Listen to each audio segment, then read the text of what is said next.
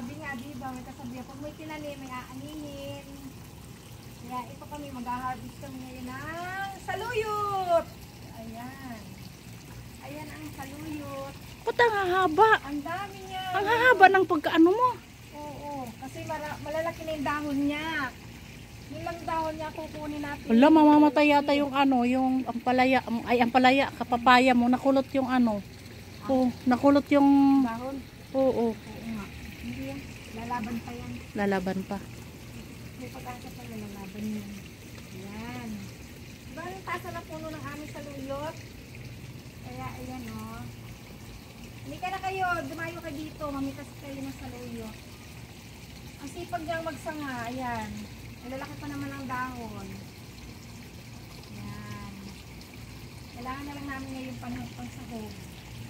Ayan, sinong mabait dyan, dahil mo kami ng pansahog dito. Para kami ay makaluto. Ayan. Tingnan mo naman po ang dahon niya. Dami no? Alam mo, namumukadkad siya. Ayan. So, diba? Dami. Ay, ano na tayo? May isang ulaman na. Ano ba yan? Kailangan na Dami natin na, oh. pasahog. May plastic ang dala. Andiyan ang mga plastic.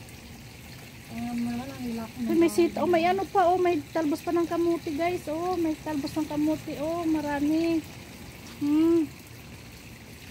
Sino may gusto? Pumunta lang kayo dito. Ayan, dumayo kayo dito.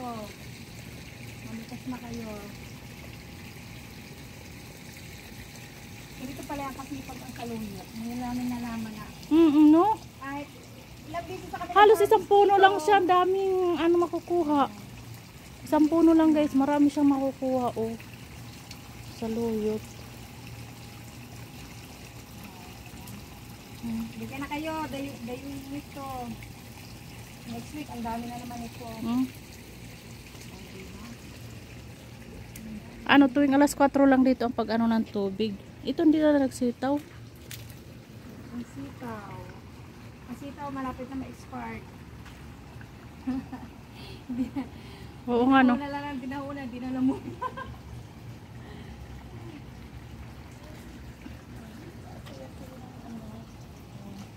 Bibili ka dyan sa farm, sa tindahan. Meron ka na bibiling ganito pero naka-dry. O, ito ngayon, Ayan sariwa-sariwa. Ayan, tingnan mo po. Sariwa. Oh, sariwa. Oh. Pati yung nanguha, sariwa.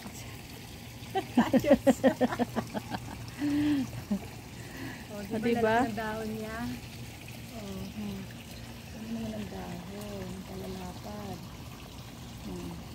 Isipin na lang natin kung ano sasawag natin dito. Oo, pwede na yan sardinas. O kaya manok, no? Ano man, tulungan na kita. Okay na ito. Oh. 1 minute.